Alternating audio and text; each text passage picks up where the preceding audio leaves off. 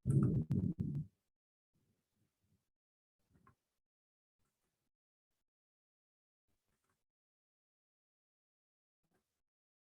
jadi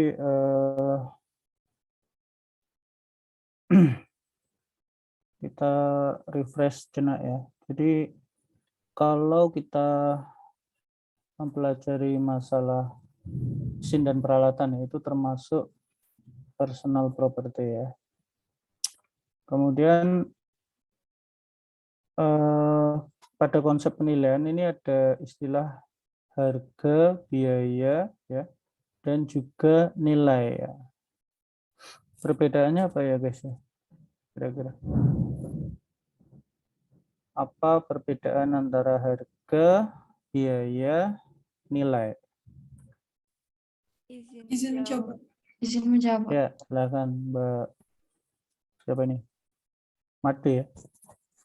Oke. Kalau untuk biaya itu biaya untuk memperoleh suatu aset tersebut. Jadi kalau harga itu ada rencana untuk diperjualbelikan. Jadi sudah ditawarkan pembeli ke pasar. Oke. Mungkin Ada teman-teman lagi lain yang mau menangkapin selain Mbak Made? Mungkin lebih simpel nih ya, Pak. Siapa ini? Biaya itu uang yang kita keluarkan untuk Andro ya. Iya, Pak. Ya. Biaya itu uang yang kita keluarkan untuk menghasilkan suatu alat lah atau apa ya, Pak, aset. Harga itu yang imbalan gitu, Pak. Hasil yang imbalan atas aset yang kita jual misal gitu, Pak. Kalau nilai? Kalau nilai mungkin nilai seberapa Pak? Seberapa arti Berapa arti kita, apa itu? Pak? Itu nilai itu kayak seberapa besar yang arti produk yang diartikan dalam bentuk uang gitu, Pak. Ada lagi yang mau menambahkan? Apa itu nilai? Menambahkan tentang nilai, Pak, itu mungkin Ya, Mbak Boybe. ya, seperti opini dari Ya. manfaat yang didapatkan oleh pembelinya atau harga yang mungkin dibayarkan oleh si pembeli atau yang menginginkan barang tersebut, Pak. Ya, jadi yang disebut nilai ya, ingat ya, itu adalah opini ya. Pertama opini atas manfaat ekonomi. Jadi memang dibatasi di sini kenapa hanya manfaat ekonomi? Ya, karena nilai-nilai lain yang berupa sosial, budaya, lingkungan dan itu bisa dikonvert ke numerik ya, didekatkan di nilai ekonomi. Makanya yang disebut nilai itu opini atas manfaat ekonomi. Atas apa? Atas aset gitu. Nah, kalau harga, gampangannya harga itu ya sesuatu yang ditawarkan. Artinya harga itu estimasi nilai dari suatu barang menurut si penjual gitu ya. Jadi beda kalau nanti sudah dibeli itu baru disebut nilai ya, tapi harga itu adalah offering ya, penawaran gitu, dari penjual ya. Nah, kalau biaya ya, biaya itu ya sejumlah materi yang dibutuhkan biaya. Jadi biaya bisa berbeda dengan harga bisa, dan biaya bisa berbeda dengan nilai. Jadi ini juga nilai. Nah, kemudian ada pasar ya. Pasar ini adalah sistem dan atau tempat di mana barang dan jasa diperdagangkan. Ini pengertian menurut konsep ekonomi yang klasik ya. Di pasar ini.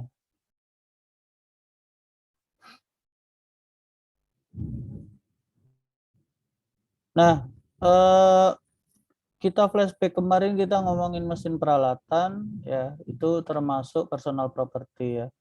Kalau kita bagi ya, personal property ada aset bergerak, berwujud dan aset tak berwujud. Namun ini wilayah penilaian properti ya, itu masuk ke aset bergerak berwujud. Sementara kalau yang tak berwujud ini nanti masuk ranahnya penilaian bisnis ya. Teman-teman udah dapat kan ya penilaian bisnis ya? Sudah, Pak. Sudah, Pak. Ya, jadi itu ranah dari penilaian bisnis. Nah, kalau di MAPI sendiri itu ada 4 jenis penilaian ya. Yang pertama penilaian sederhana, properti sederhana maksudnya ya. Kemudian penilaian personal property, kemudian penilaian properti dan penilaian bisnis. Ya. Jadi kalau di MAPI itu ada 4 kekhususan ya. Nanti kalau teman-teman beda kalau penilai pemerintah ya. Penilai pemerintah itu klasifikasinya beda seperti dengan penilai dari MAPI ya. Tapi penilai pemerintah itu bisa menjadi anggota dari MAPI ya. Jadi kayak penilai dari DJKN itu mereka bisa mengikut masyarakat asosiasi penilai properti Indonesia. Nah ini pengelompokannya ya. Ada collectible items ya. Itu bisa lukisan ya, karya seni, permata, itu termasuk personal property, kemudian heavy equipment dan transportasi ya. Bisa darat, laut, udara itu ya. Kemudian plant and machinery ya, ini termasuk pabrik ya dan juga mesin-mesin yang ada di dalamnya. Kemudian other non-realty and non-financial asset, ya ini yang tidak berwujud ya. Kemudian tools and inventory, ini peralatan ya, mesin dan peralatan. Tools itu alat-alat ya, peralatan. Inventory itu stok ya. Jadi termasuk di dalamnya penilaian stok perusahaan atau pabrik ya. Kemudian building equipment ya. Ini bisa elevator, eskalator ya, genset dan lain sebagainya. Kemudian fixture dan furniture ya. Kalau furniture ini mebel ya, mebel, kursi, meja gitu. Kalau fixture ini yang melekat pada bangunan ya. Bisa aja instalasi listrik ya, instalasi pemipaan itu fixture ya. Nah, ini penggolongan personal property, tapi kita lebih fokus ke mesin dan peralatannya.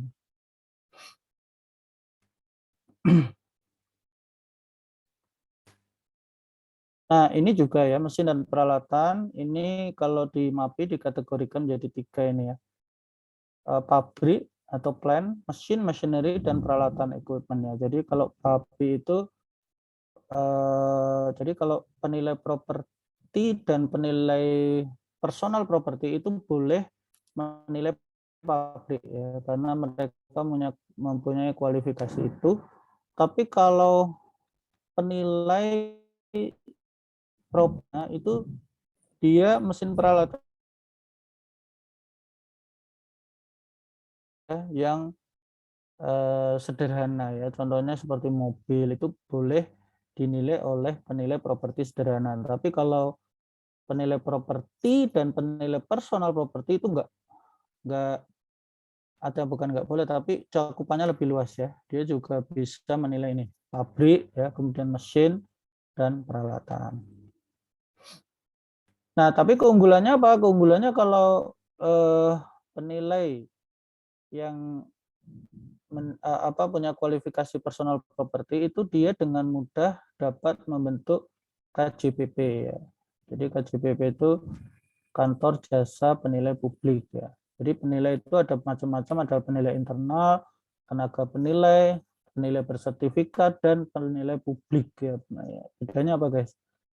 Kalau penilai publik itu dia sudah mendapatkan SK Menteri Keuangan ya. Jadi mereka sudah mendapatkan surat keputusan ya dari Menteri Keuangan sebagai penilai publik. Nah, KJPP itu tempat bernaung dari para penilai ya. Jadi seorang penilai, terutama penilai publik, itu harus memiliki tempat bernaung ya. Artinya organisasi tempat dia itu melakukan penilaian. Nah, itu adalah KJPP. Nah, KJPP itu kalau untuk penilai bersederhana itu cukup artinya dia bisa membuat KJPP ya di mana saja ya, di mana saja. Namun tidak boleh di Jabodetabek karena di Jabodetabek itu sudah penuh ya penilai properti sederhana. Jadi teman-teman kalau mau menjadi properti ya pilihannya menjadi penilai properti personal property atau penilai properti atau penilai bisnis ya yang bisa stay di Jakarta. Tapi KJPP itu juga tergantung di mana adanya DPD ya. Jadi kalau struktur organisasi MAPI itu yang pertama ada DPN ya, Dewan Pengurus Nasional, kemudian di bawahnya ada Dewan Pengurus Daerah.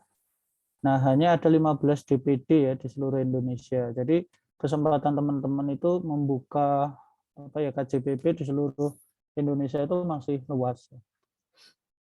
Bisa di luar Jawa terutama ya. Kalau di Jawa ini sudah ada KJPP-nya, sudah ada DPD-nya, mungkin teman-teman ya bisa saja tetap bisa, cuman nanti harus bersaing ya dengan penilai-penilai yang lain. Tapi lumayan loh guys, maksudnya fee-nya lumayan ya, dan jasa yang organisasi atau pemberi tugas ya yang membutuhkan jasa penilai itu sangat banyak.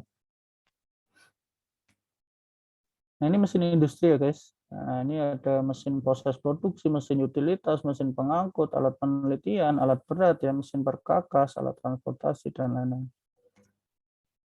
Mesin dan peralatan penunjang bangunan. Ya. Nah, ini kendaraan alat transportasi. Nah, ini untuk properti sederhana bisa menilai kendaraan yang sederhana ya, artinya cc-nya di bawah 3000 cc ya. Kemudian alat-alat berat ini collectibles dan juga properti khusus ya. Nah, kalau penilai properti sederhana ini nggak bisa menilai ini ya properti khusus karena dibutuhkan keahlian khusus ya. Artinya properti khusus ini biasanya untuk kepentingan yang sangat khusus dan juga susah dicari data pembanding ya karena sifatnya yang sangat unik ya. Contohnya ini kayak satelit ya, kemudian ada pipa pipa minyak bumi bawah laut ini ya, pipa minyak bawah laut gitu. Nah, ini untuk segi penilaian juga perlu diketahui ya. Jadi kalau dalam penilaian itu kan ada istilahnya investigasi ya. Investigasi itu di dalamnya ada inspeksi. Inspeksi itu adalah pengambilan data secara primer. Jadi penilai itu sebaiknya ya atau bukan sebaiknya sih. Dalam tanda kutip hampir wajib ya untuk datang ke lokasi penilaian dalam rangka observasi atau mengambil data objek yang dinilai ya. Namun pertanyaannya kalau ada kasus khusus ya kayak gini gitu. Ini gimana cara menilainya guys? Kalau ada pipa yang tertanam ratusan meter di bawah laut gitu. Izin Pak. Ya, gimana Mbak Salsa? Mungkin kalau seperti ini kan sulit ya, tidak mungkin kita menyelam di laut. Jadi mungkin kita bisa tanyakan ke produsen yang membuatnya atau mencari ini yang belum ditaruh di dasar laut gitu Pak. Ya, very good. Ya, memang logikanya seperti itu ya, Mbak Salsa benar bahwa kalau mau menilai properti khusus seperti ini ya. Pertama kita harus mencari dulu, ini dulu dibuat oleh produsen yang mana ya, perusahaannya yang mana. Kita tidak perlu menyelam ya, karena menyelam pun belum sampai dasar kita udah mati ya, dimakan hiu. Nah, ini selain itu kita juga harus melihat spesifikasi, kita datang ke perusahaannya, kemudian kita lihat contoh dari pipa ini yang belum diturunkan ke dasar air itu kayak gimana gitu ya. Jadi bisa menggunakan asumsi-asumsi dengan melihat contoh yang belum ditanam di dalam air. Jadi gitu ya guys. Termasuk ini satelit juga.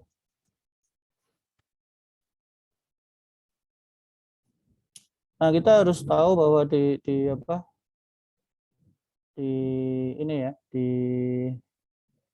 proses penilaian ini ada beberapa siklus ya. Yang pertama lingkup penugasan, kedua implementasi, ya, ketiga pendekatan penilaian, ya.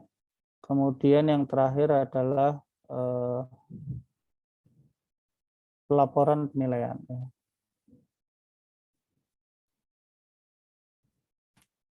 Nah, ini kita harus tahu ya. Kenapa? Karena ini sangat penting ya. Proses ini sangat penting untuk terciptanya suatu opini nilai ya dari suatu properti yang dinilai. Nah, dari ini ya, dari alur proses penilaian ini yang penting pertama itu adalah lingkup penugasan ya. Ini juga sangat penting ya menurut saya ya, dan juga menurut para penilai bahwa lingkup penugasan itu penting. Kenapa ini penting guys? Kira-kira kita diskusi aja ya, udah siang. Ya, silakan. Mungkin kalau lingkup penugasan ini penting karena untuk mengetahui Pak tujuan dari penilaian aset tersebut apa, terus untuk nanti hasilnya untuk siapa gitu Pak, untuk kepentingan siapa gitu. Iya. Ya betul ya. Lingkup penugasan ini penting karena di sinilah kita tahu ya, identifikasi pemberi tugas, siapa yang ngasih tugas kita. Kalau di Kementerian Keuangan itu penting melampirkan surat tugas ya dalam laporan penilaian sebagai bukti adanya penugasan terhadap penilai ya, penilai pemerintah.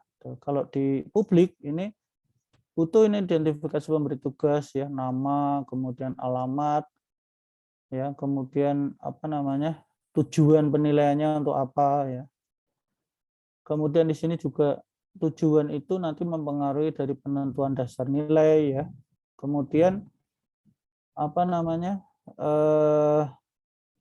identifikasi objek penilaian dan hak kepemilikan ini juga penting ya, karena pada saat kita inspeksi ya dalam menentukan identifikasi objek penilaian sebaiknya ya atau seharusnya ya itu seorang penilai itu didampingi langsung oleh pemberi tugas ya untuk memastikan apakah benar properti yang dinilai itu adalah A seumpama ya atau B atau C gitu. Jadi kita harus confirm dulu ya, betul enggak gitu. Karena kalau tidak, maka ini akan menyebabkan proses ini menjadi sia-sia gitu ya. Contohnya ya, kalau kita menilai ruko ya, ruko itu di perumahan itu biasanya jumlahnya banyak dan dia berderet gitu. Jumlahnya banyak berderet, fasadnya sama, ya, kemudian catnya sama semua. Nah ini harus dipastikan dulu mana ini rukonya yang dinilai gitu. Harus didampingi oleh pemberi tugas. Siapa pemberi tugasnya? Kemudian kalau nggak bisa pemberi tugas berarti harus ada perwakilan ya, perwakilan pemberi tugas yang menemani untuk memastikan apakah betul gitu ya. Apakah betul? Bentar ya.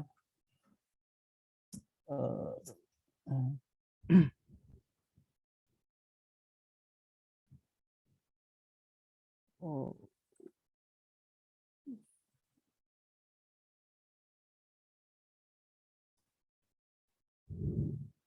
Tempat kalian hujan nggak, guys? Hujan, Pak. Kan, Pak. Hujan, Pak. Tidak, Pak. Tidak, Pak. Hujan angin. Tidak ya? Cerah, Pak. Panas. Di sini ini ya, hujan.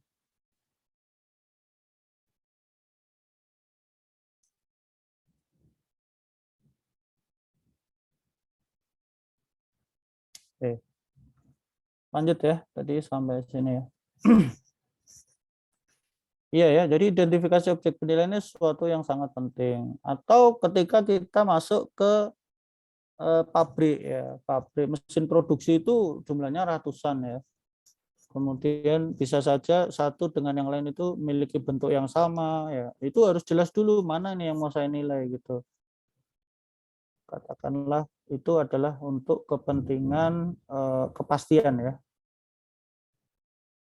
Dan kemudian hak kepemilikan ini juga penting ya, hak kepemilikan itu. Kira-kira kenapa guys? Kenapa penting?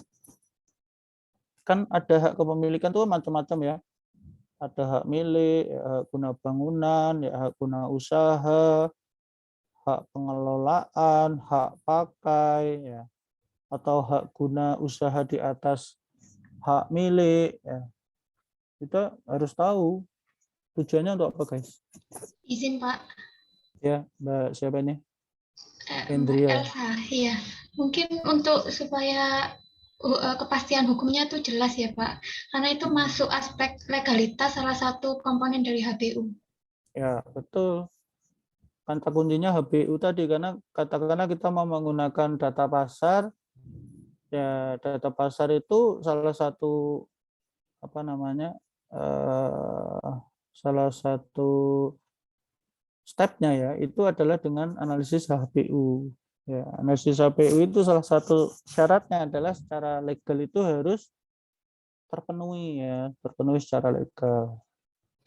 Maka harus dilihat karena satu itu, yang kedua itu nanti akan menentukan nilai ya guys. Jadi SAM atau SHGB, SHGU ya, SHGU murni atau SHGU di atas SHM itu berpengaruh ya. Bedanya apa guys kalau SHGU murni sama SHGU di atas SHM?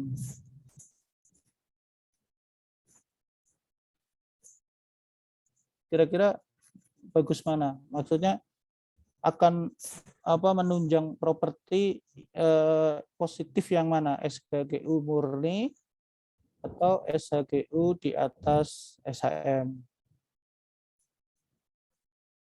Yang di atas SHM ya, Pak. Kenapa? Kenapa di atas SHM? Enggak, pengertian SHGU apa sih?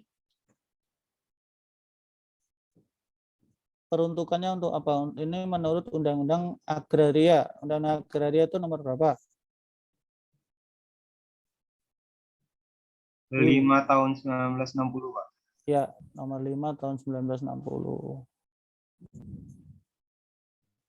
SHGU itu peruntukannya untuk apa? Usaha, Pak. Pertanian, Pak. Ya, usaha ya. Tapi maksudnya usaha apa? Jadi pertanian ya. Tuh, pertanian terus apa lagi? Perkebunan Kanan, juga, Pak. Perkebunan, Perikanan, Pak. perikanan, peternakan itu ya. Ya, jadi itu anunya. Nah, bedanya apa SHGU murni sama SHGU dengan di atas SHM? Nah, kalau SHGU di atas SHM itu kan ada kemungkinan tidak bisa diperpanjang. Ya. Kenapa? Karena untuk memperpanjang SHGU yang di atas SHM itu dia harus seizin pemilik SHM itu.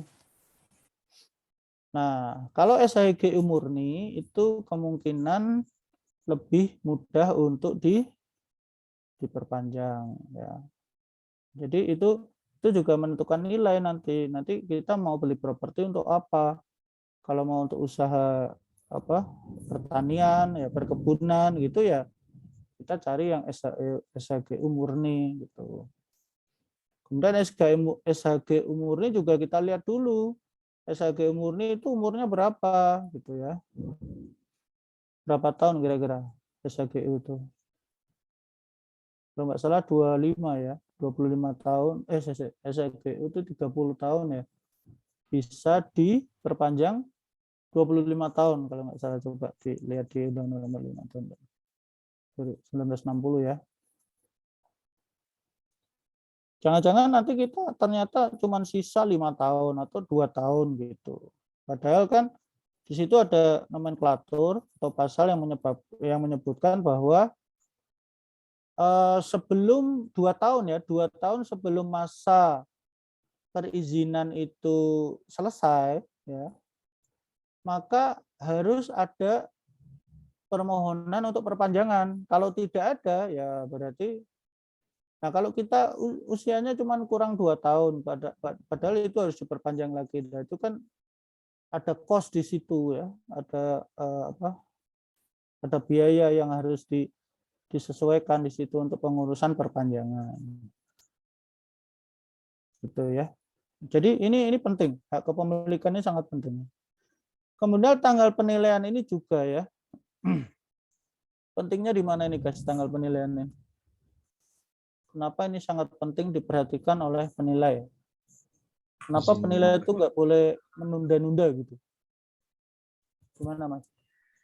Izin menjawab Pak. Mbak siapa nih? Ibi.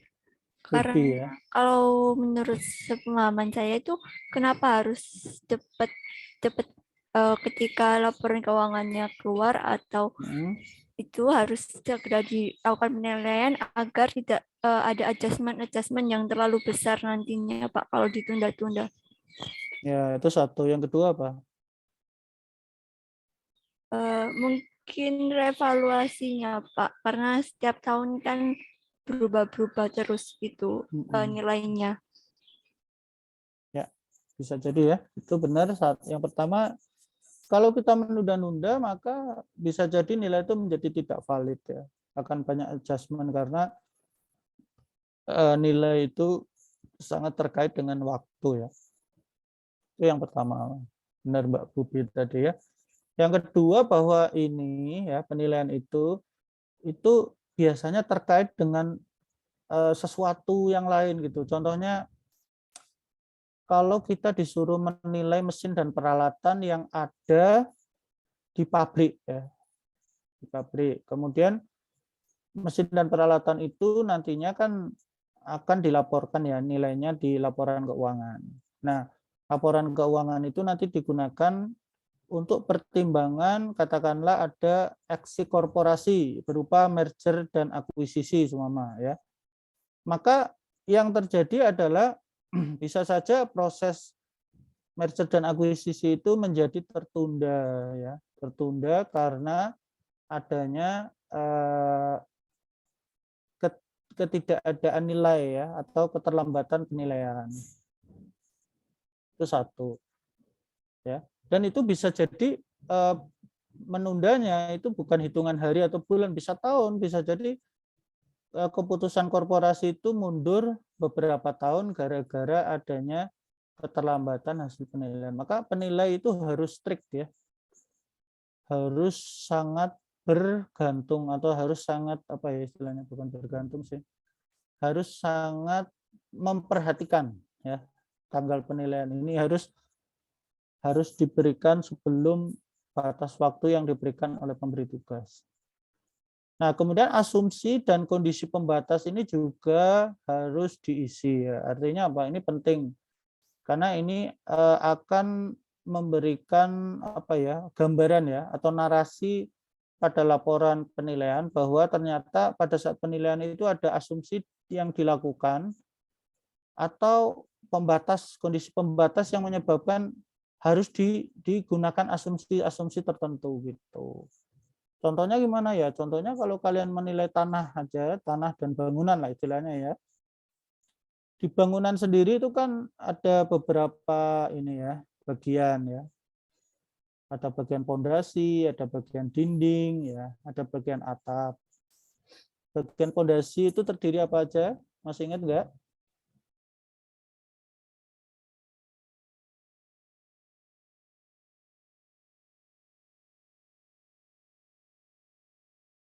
Masih ingat enggak, guys?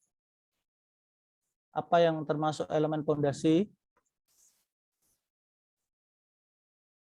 Beton, sluh, ya. Kolom, Pak. Kolom, ya, betul. Nah, itu kan sesuatu yang tidak bisa kita lihat, itu harus dimasukkan ke kondisi pembatas. Kalau kalian nilai bangunan kok bilang, wow ini harus dikeduk, ini tanahnya ini, saya mau lihat ininya, pondasinya, wah nggak bisa gitu.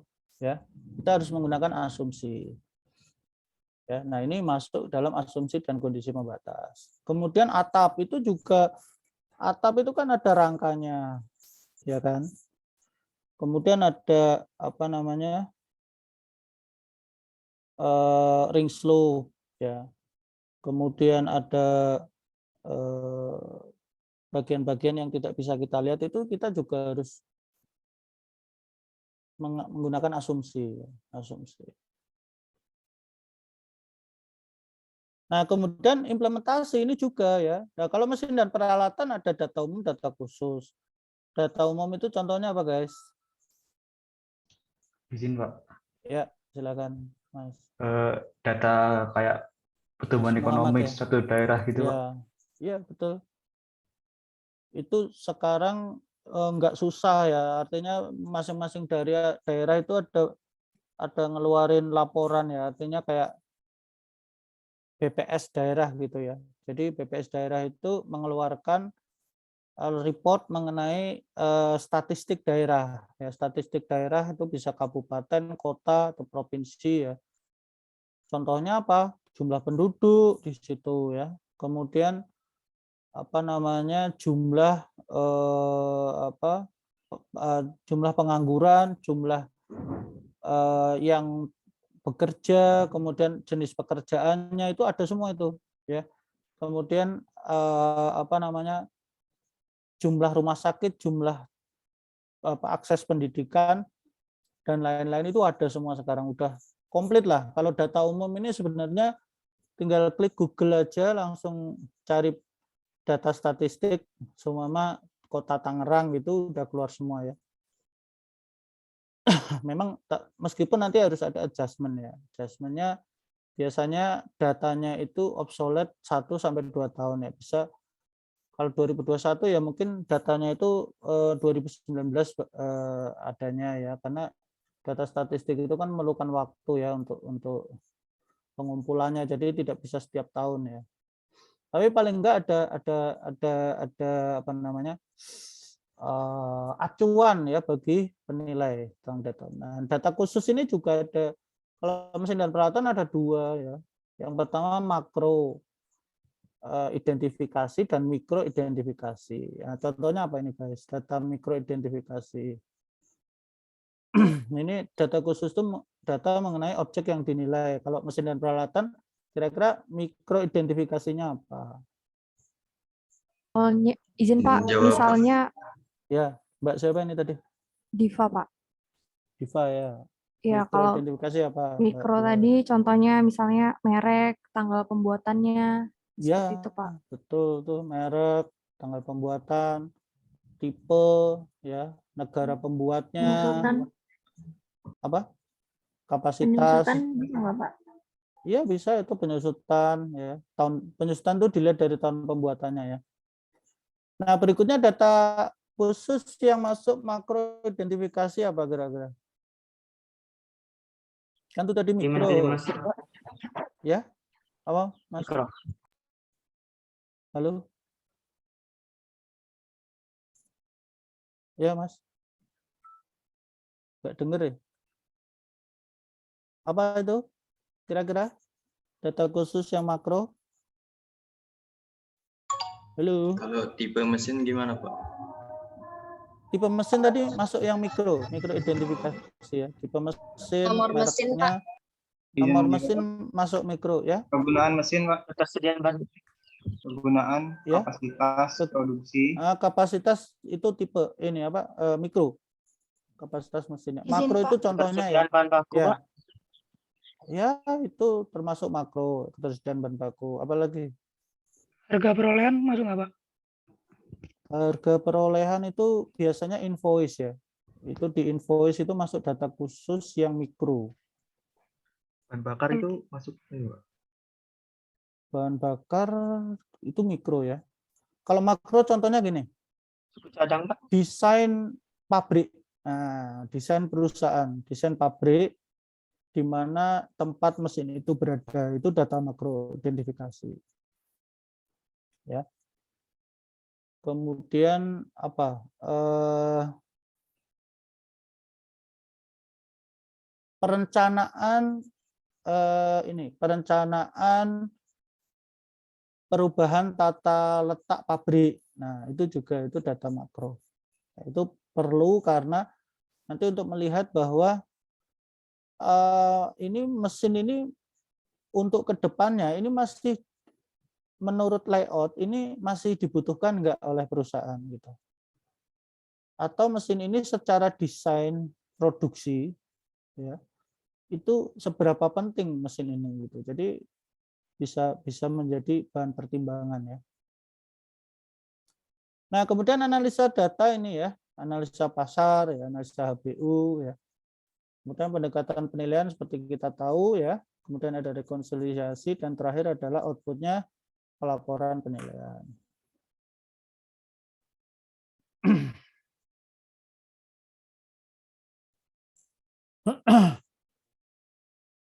Nah ini ya, mikroidentifikasi makro ya. Ini tadi ada diagram proses produksi, jenis proses produksi, standar maintenance, bla bla bla ya. Kalau mikro ini tadi ya, nama mesin, merek, pembuat, bla bla bla.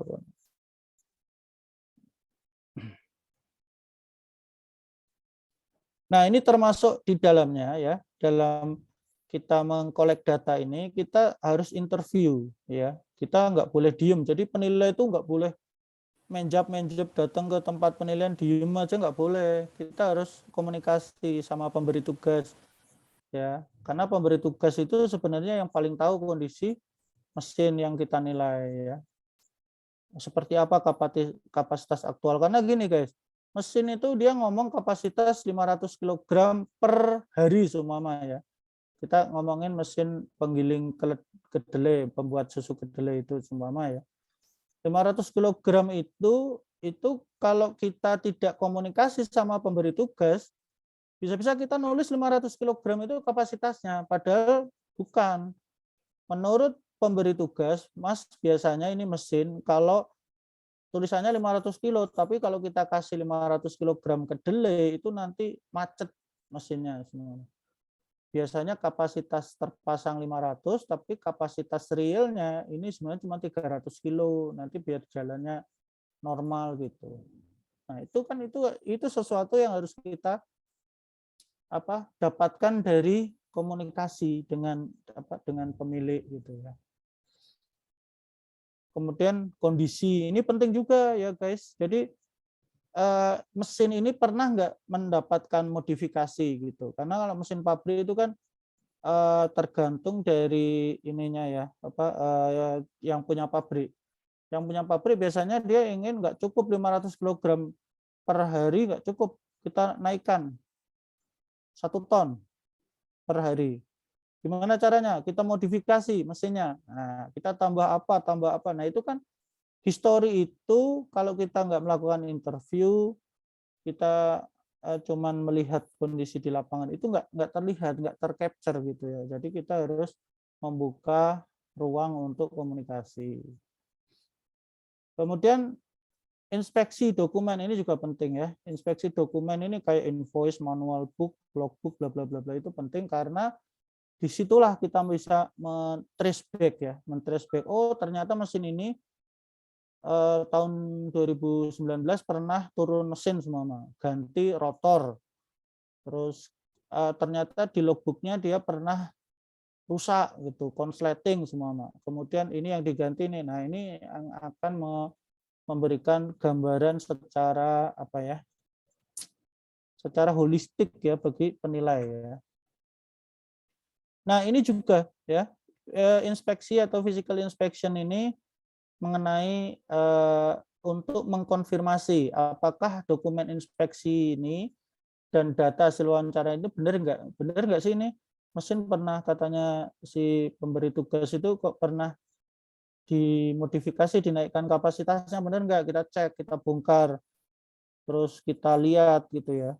Artinya, tapi kita dalam hal ini kita nggak terlalu overacting gitu, wow bongkar semua, bongkar sampai ke skrup-skrupnya, nggak juga. Kita cukup kita lihat kapasitas itu dari mana sih gitu.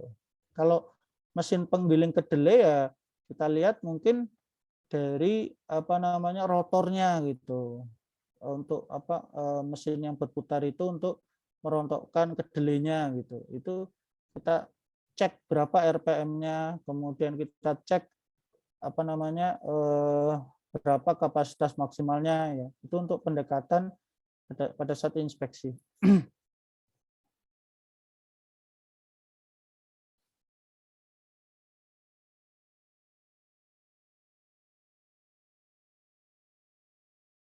Oke, sampai sini adakah pertanyaan?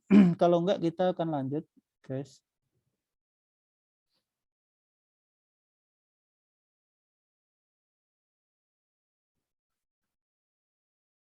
Izin bertanya, Pak. Ya, gimana Mas? Untuk data khusus itu kan pasti butuh wawancara ya, Pak. Apakah data khusus itu harus dapat semua, Pak, datanya untuk penilaian? Kalau misalnya ada satu aspek aja yang nggak dapat itu bagaimana, Pak? Terima kasih. Ya, pertanyaannya apakah data khusus kita harus mendapatkan semuanya? Ya, itu bagus ya. Menurut kalian gimana, guys? Ya, diskusi aja. Izin, Pak. Ya, Mbak Salsa. Ya, silakan Mbak Salsa. Kalau misal tadi kasusnya ada kekurangan data yang dikumpulkan, mungkin juga akan mempengaruhi penilaian. Meskipun itu kalau seperti mesin khusus itu kan pakai pendekatan biaya ya, Pak. Jadi pastinya akan mempengaruhi nilai. Jadi sebaiknya tuh semakin lengkap data yang kita peroleh dan semakin valid data itu akan realistis gitu nilainya. Ya. Seperti itu, Pak. Ada pendapat lain selain Mbak Salsa? Apakah harus semua?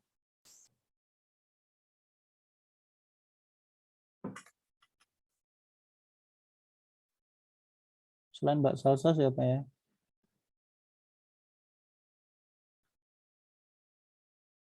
Mbak Safira coba. Saya panggil aja lah. Mbak Safira, gimana menurut Mbak Safira? Apakah data harus dapat semua? Menurut saya, Ya. Data-data seperti itu tuh biasanya yang diperlukan saja ya, Pak. Karena kalau semuanya itu biasanya ada data-data yang emang di perusahaan itu tuh tidak boleh dibagikan. Atau ya biasanya data privat perusahaan. Oke. Ya, mungkin itu ya. Jadi contohnya ya, data mikro semua, data khusus mikro ya. Nama mesin, merek pembuat negara ya, tipe, model, nomor seri, ukuran, lebar kerja, kapasitas maksimal, bla bla, tahun pembuatan, detail bagian mesin, asal bla bla bla. Nah, ini kadang ya, kadang ini nggak selalu ya. Ini kita melihat konteksnya, konteks dalam arti perusahaan apa yang kita nilai mesinnya ya. Katakanlah saya pernah bilang kalau PTPN ya, perusahaan pabrik gula, kemudian perusahaan pembuat teh itu rata-rata mereka menggunakan mesin yang umurnya udah 70-80 tahun gitu ya. Nah, bahkan ada beberapa mesin yang perusahaannya aja udah nggak ada gitu. Nah, kadang ini yang menyebabkan yang menyebabkan harus ada apa ya? Harus ada kecerdikan dari penilai gitu. Kalau kita nggak bisa mendapatkan semua data, lalu pendekatan apa yang harus kita gunakan? Artinya data apa sebagai penggantinya ya, yang dapat kita gunakan. Kadang mereknya aja sampai kehapus gitu. Jadi mesin gede mereknya nggak ada karena kegerus sama apa usia, korosi apa segala macam, kadang susah, apalagi kita mau ngelihat tahunnya ya, kemudian spesifikasi kita, padahal kalau katakanlah kalau mesin-mesin tahun 40-an itu kan nggak ada internet ya. Kalau yang mesin-mesin sekarang kita bisa lihat speknya di website produsennya ya. Jadi masih bisa lah ya. Itu ya. Jadi tadi Mas Bintang ya. Iya, Pak. Jadi bisa jadi gini, triknya untuk penilai ya, gunakan waktu semaksimal mungkin untuk mengumpulkan semua data yang mungkin mempengaruhi penilaian. Nah, kalau tidak ada data, kita punya keterbatasan ya, karena kita punya keterbatasan waktu untuk melaporkan penilaiannya, kemudian kita juga punya keterbatasan sumber daya ya. Kita bisa aja melakukan asumsi-asumsi ya, pendekatan-pendekatan menurut pengetahuan kita tentunya, karena personal property itu kan dia harus punya background tertentu ya, katakanlah kita punya asumsi-asumsi yang bisa digunakan pada saat penilaian. Jadi kalau idealnya sih semua data harus kita dapat, ideal ya, idealnya. Namun pada saat di lapangan, nah ini disinilah perlunya seorang penilai ya, makanya valuation itu adalah art, seni, appraiser-nya atau penilainya itu adalah crafter. Jadi kalian itu kalau mau jadi penilai itu kayak kerajinan itu loh.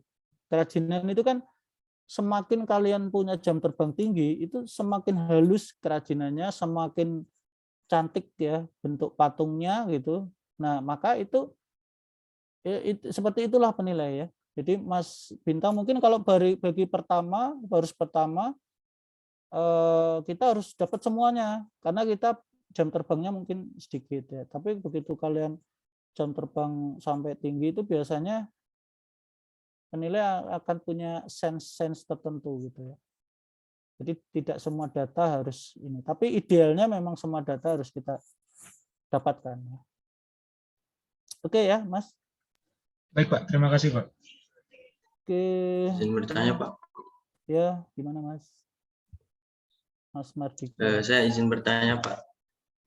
Ya. Terkait itu, Pak, seperti tadi yang di PPT Bapak itu yang tentang satelit dan pipa bawah laut gitu, Pak. Apakah untuk penilaian hal-hal nggak biasa gitu ada kriteria khusus gitu, Pak, untuk penyesuaiannya gitu, Pak? Soalnya ini nggak kayak data pembandingnya beda gitu. Betul. Susah didapat gitu. Ya, karena itu disebut properti khusus, Mas. Properti khusus itu properti yang tidak umum ada satu, yang kedua memang dalam penilaiannya itu menggunakan pendekatan-pendekatan yang khusus juga gitu ya. Jadi kita nggak bisa artinya kita belum mempelajari ini gitu ya. Jadi di PKN STAN itu belum ada kurikulum mengenai ini ya, penilaian properti khusus, karena memang susah ya, dan juga tenaga ahlinya itu nggak banyak bahkan di MAPI sendiri tenaga ahli untuk properti khusus itu bisa dihitung dengan jari lah, paling ada 2 atau 3 gitu. Padahal anggota MAPI kan ada ribuan ya. Jadi memang, dan mereka yang menggeluti penilaian properti khusus itu kerjanya juga nggak banyak, Mas, karena jenis propertinya kan terbatas ya. Gitu ya, Mas. Oke ya. Terima kasih banyak, Pak. Berikutnya kita akan ini ya, penilaian barang bergerak. Nah, ini sesuai dengan kurikulum hari ini, RPS-nya ya, kita masuk ke kurikulum ke penilaian barang bergerak.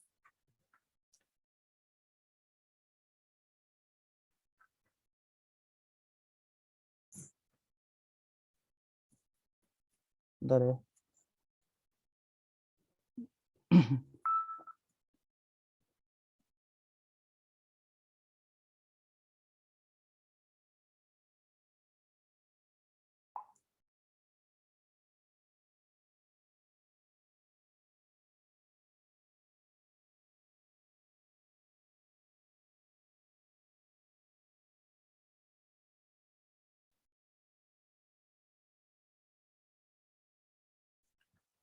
Oke ya. Barang bergerak di sini adalah barang yang menurut sifat dan penggunanya dapat dipindahkan. Nah, di sini contohnya itu mobil ya. Kita bisa menggunakan data pasar. Kalau ini secara umum sama ya, baik properti yang berupa tanah bangunan ya, atau ini pendekatan data pasar tetap sama ya. Caranya kayak gini. Kita menggunakan data pembanding, menggunakan adjustment, kemudian kita mengestimasi. Ini sama aja sih.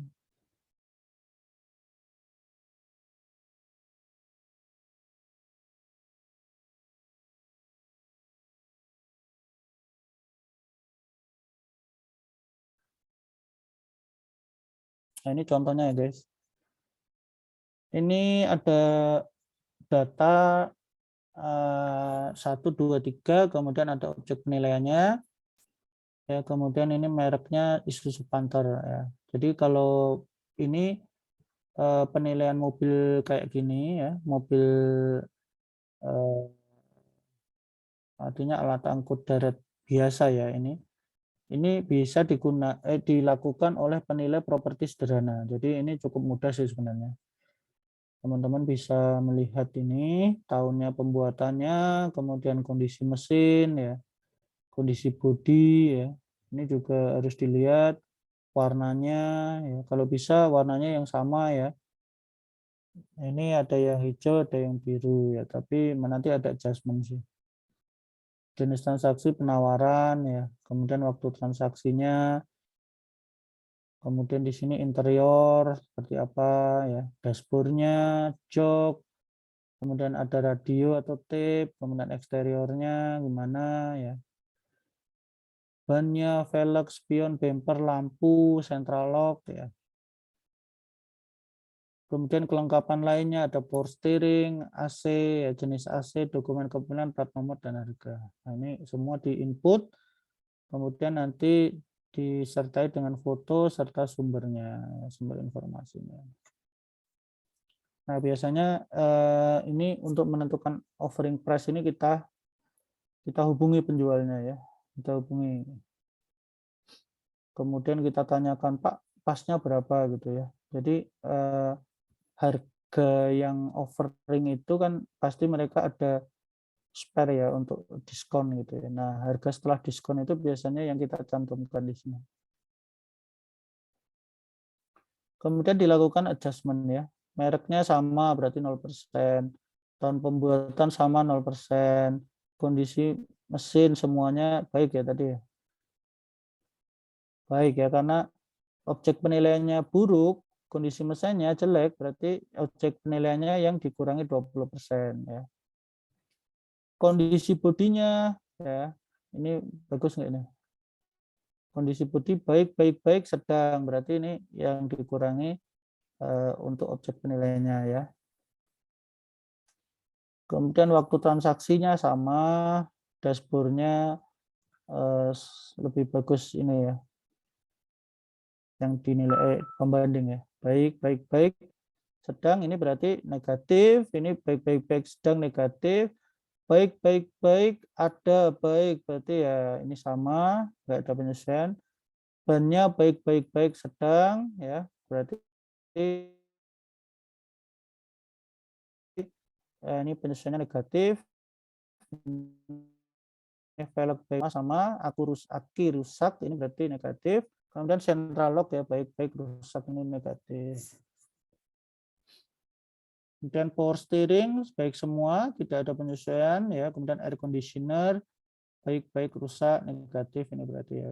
Jenis AC double blower semua, kelengkapan BPKB dan plat hitam, plat merah ya. Nanti itu menjadi apa ya? jadi penyesuai ya. Nah, kemudian kita tentukan apa namanya persentase ya. Jadi dijumlahkan berapa penyesuaiannya, kemudian kita lihat nilai indikasinya ya. Nilai indikasi itu dilihat dari ini ya. Dari harga dikalikan jumlah penyesuaiannya. Di harganya tadi berapa, kalikan ini jadi nilai indikasi. Kemudian pembobotan. Pembobotan yang mana ini? Jadi ini kayak ini bisa pakai apa rata-rata ya. Jadi ini semua di rata-rata sama, tapi di sini tidak ya, karena ada yang beberapa yang lebih baik ya. Maka ini dikalikan, terus nanti dijumlahkan hasilnya 26 juta. Nah ini adalah nilai dengan menggunakan pendekatan data pasar untuk mobil ya. Gampang ya guys. Ada pertanyaan nggak yang nih data pasar ini? Pak, izin bertanya Pak. Ya, gimana Mas? Untuk yang kendaraan itu biasanya ada perbedaan nggak Pak? Pembandingnya jika platnya 2 nomor sama 4 nomor gitu Pak? Oh iya ada. Plat nomor 2 nomor, 4 nomor ada. Itu nanti bisa dimasukkan ke sini Mas. Di sini. Plat itu, ini plat hitam semua ya, catatan khusus di sini nanti plat hitam 2 nomor, ini normal. Berarti kalau sininya 2 nomor, berarti kita harus kurangi sini ya. Harus dikurangi. Minus di sini. Karena pembandingnya lebih bagus. Atau sebaliknya, kalau yang kita nilai ternyata plat nomornya ada ini ya, kita naikkan ya. Gitu ya Mas ya. Ada itu karena itu gede ya ininya, kapitalisasinya. Ada lagi kah? Pak, izin mengonfirmasi Pak. Ya, gimana? Kalau harga di sini itu kita pakai harga transaksi Pak atau harga penawaran Pak? Nah, ini bagus ini. Jadi yang benar idealnya ya, kita ngomong ideal. Idealnya kita harus pakai harga transaksi. Ideal. Cuman harga transaksi itu hard to get ya, kalau di reality itu susah didapat. Maka yang terjadi adalah kita pakai harga penawaran. Nah, sebelum kita memunculkan nilai harga di sini ya, kita sebaiknya kita calling ya. Penjualnya ini kita calling untuk menentukan harga terendah gitu. Pak, ini pasnya berapa? Oh, 70 juta, Pak. Bisa nggak 60 gitu? Oh iya deh, nggak apa-apa deh, hari ini 60 juta. Nah, kita tulis tuh 60 juta. Meskipun kita nggak jadi beli ya, kan kita kan cuma nyari data pembanding. Jadi beli nggak Pak? Enggak, ini cuma buat ini apa data pembanding aja. Gitu. Kemudian ada lagi apa namanya? Kalaupun kita punya saudara semua, saudara saya baru jual Isuzu Panther, kemudian nilai transaksinya 60 juta semua. Benar 60 juta? Iya benar 60 juta gitu. Nah, kita bisa pakai itu data pembanding itu gitu. Ya, jadi tergantung ketersediaan data. Ya, tadi jadi kita harus bisa berdamai dengan kenyataan sih sebenarnya. Tapi kalau idealnya kalau ditanya harga apa ya harga transaksi harusnya ya. Cuman tadi saya bilang bahwa harga transaksi di Indonesia itu sangat susah didapat ya, terutama juga untuk properti yang berupa tanah bangunan itu susah. Makanya kita pakai pendekatan harga penawaran. Itu ya Mas ya. Baik Pak, terima kasih Pak. Oke. Izin bertanya Pak. Oke. Ya Mas Farhan. Kalau kendaraan bermotor ini kan ada jarak tempuhnya Pak. Nah itu bisa jadi patokan untuk nilai ini nggak ya Pak? Bisa. Nah ini bagus ini pertanyaannya ya. Jadi ini tergantung nanti teman-teman sejeli apa ya. Jadi bisa saja kalau Bisa saja ketika kita menilai ada hal-hal yang terlewat, maka itu menjadi kelemahan kita ya. Tapi intinya gini deh, kalau kita inspeksi properti mobil ya, pertama kita cek legalitas, ini penting ya, cek legalitas. Ada nggak STNK, ada nggak BPKB, kemudian ada nggak nomor rangkanya, ya, nomor mesin ada nggak, cocok nggak sama yang di BPKB, nah itu harus ada, ini pertama legalitas. Nah kemudian yang kedua ini ya, observasi kondisi frame atau chassis. Ya. Ini penting untuk melihat apakah mobil tersebut pernah ketabrak atau enggak. Kemudian observasi eksterior 360 derajat. Ya, kita lihat pernah enggak ini nyerempet, pernah enggak ini baret. Ya, itu karena itu akan menjadi pengurang ya, pengurang nilai. Kemudian observasi kondisi mesin, kelistrikan ya, mesin dan komponen permesinan ya.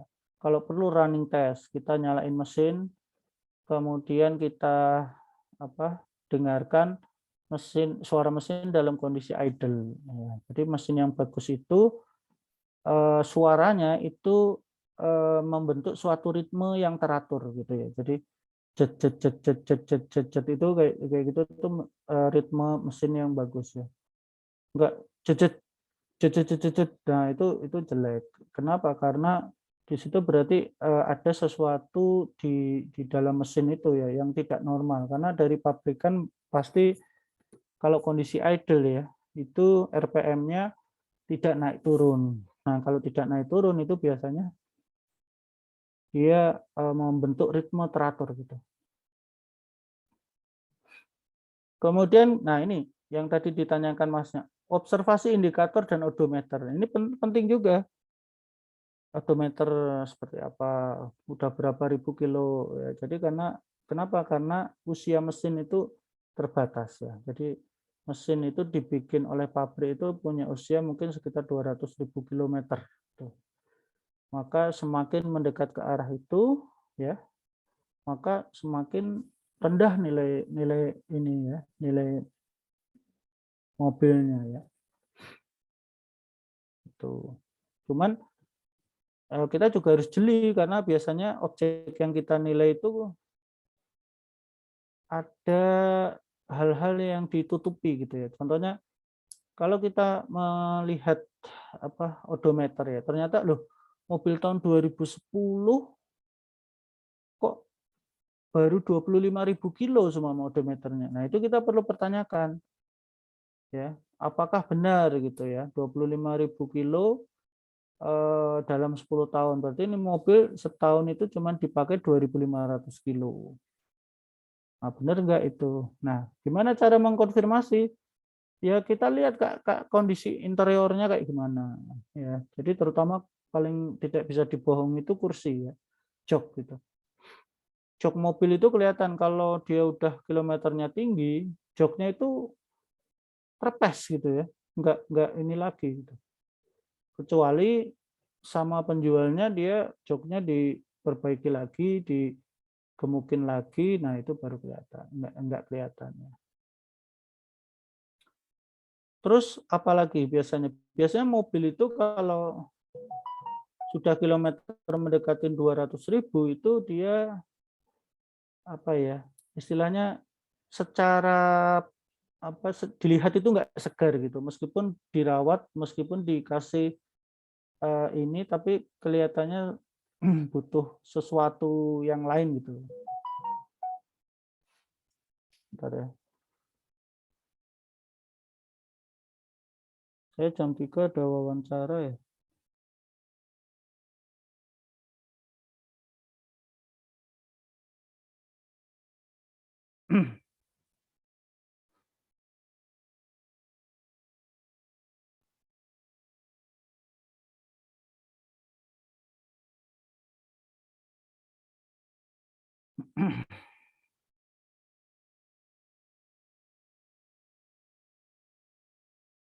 Itu ya Mas ya, menjawab pertanyaan ya. Jadi odometer itu sangat berpengaruh sebenarnya.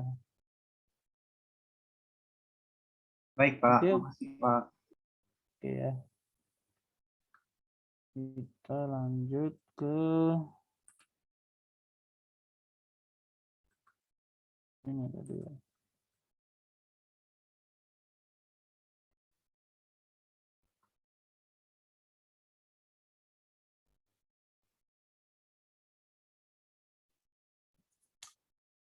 Oke, lanjut. Ini contoh yang lain. Ini printer ya.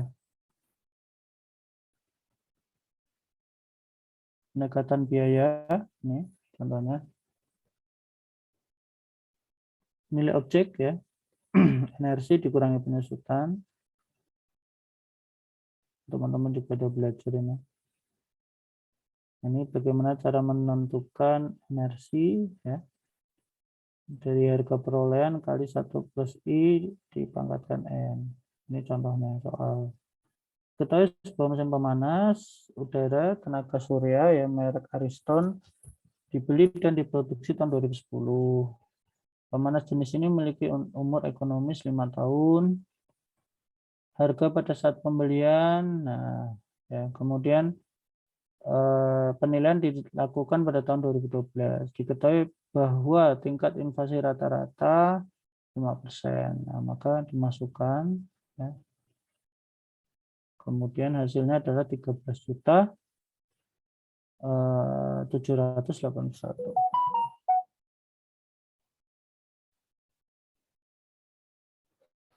Kemudian metode trend faktor indeks. Nah, ini biasanya indeksnya nanti trend faktornya ketahuan di soal. Jadi tinggal dimasukkan aja ya. Ini tahun 2000 ya, ini indeks trend faktornya 1,24 kali ini ya, soalnya harga perolehan 3.860. Jadi jawabannya 4.784.400. Gampang banget lah ini. Nah, ini berapa energi tahun 2012? Nah, ini kita lihat. Ya. Tinggal dikalikan. Kemudian metode data pasar ya, ekuivalen modern. Contoh, diketahui sebuah komputer Pentium 1 dibeli dan diproduksi tahun 2001. Harga pada saat pembelian adalah 3 juta. Dan dilakukan penilaian pada tahun 2012. Ya. Pada tahun 2012, komputer Pentium 1 tidak diproduksi lagi dan tidak ada data pasar jual beli komputer. Sehingga kita mencari data pasar komputer pada tahun yang dari sisi teknologi tidak jauh beda dengan komputer Pentium 1. Ya.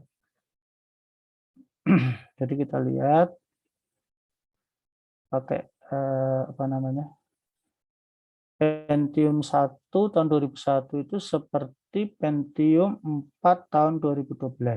Maksudnya itu ya, jadi ekuivalensi itu. Kalau sekarang Pentium berapa ya? Kalau Pentium 2000 karena 2021 ya. Kayaknya udah nggak ada Pentium ya, guys.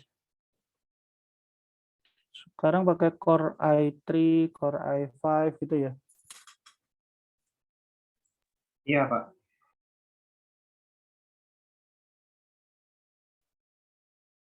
Oke.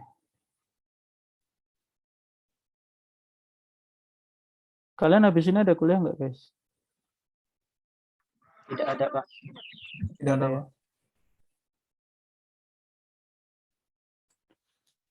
Nah, seperti itu ya, guys.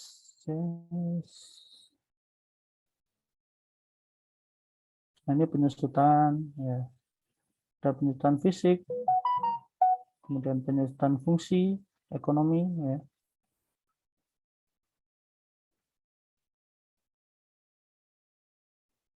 Kayaknya teman-teman bisa inilah baca sendiri ya. Oke, teman-teman saya kasih tugas ya. Jadi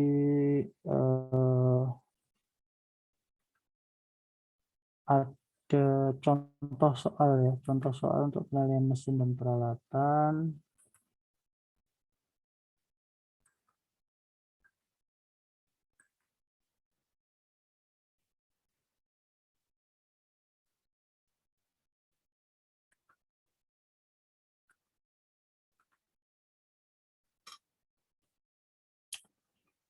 Oke ya, silakan teman-teman mencoba latihan ya penilaian mesin dan peralatan ya.